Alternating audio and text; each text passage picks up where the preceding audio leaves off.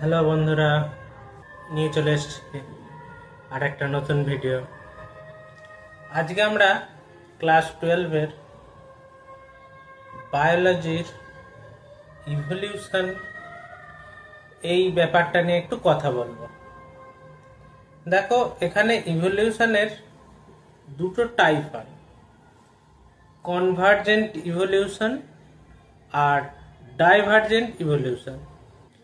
Convergent evolution, convergent এর বাংলা মানে হচ্ছে অভিসারী।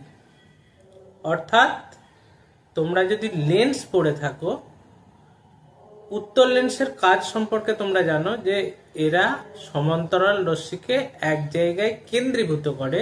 কনভার্জেন্ট ইভলিউশন অর্থাৎ ইভলিউশনারে সমান্তরাল লাইনটাকে এরা এক জায়গায় নিয়ে আসছে। একটা কাজের জন্য এমন কিছু এভলিউশন ঘটছে যে এভলিউশনটা বিভিন্ন বিভিন্ন গোত্রের বিভিন্ন বিভিন্ন প্রাণীকে একই কাজে বাধ্য করছে।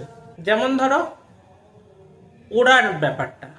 এবার উঠতে গেলে একটা ডানা লাগে। ডানার কাজ কি না, বায়ুর নিম্নচাপ তৈরি করা। কিছু একটা সম্প্রসারিত অঙ্গ যেটা বায়ুর নিম্নচাপ তৈরি করবে।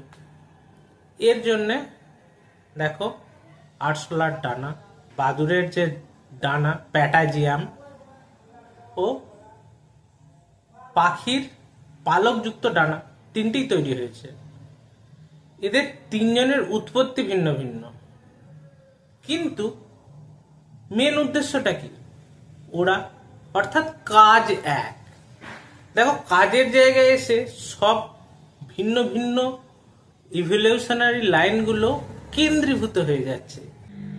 অর্থাৎ ইভলিউশনার জায়গায় এসে প্রতিটা ভিন্ন ধর্মী ইভলিউশন লাইন এক জায়গায় কেন্দ্রীভূত হয়ে পড়ছে।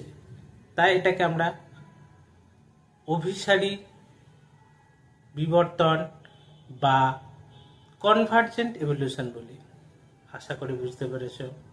দেখা হচ্ছে নতুন কোনো ভিডিওটা ভালো লাগলে লাইক সাবস্ক্রাইব করে দাও।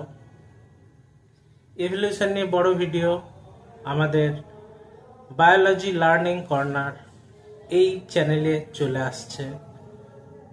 চ্যানেলটাকে লাইক সাবস্ক্রাইব করে দিয়ে পাশে থাকো, বন্ধুদের সাথে শেয়ার করে দিয়ে আমাদের সাপোর্ট করো। ভিডিওটা শেষ অবধি দেখার জন্য ধন্যবাদ।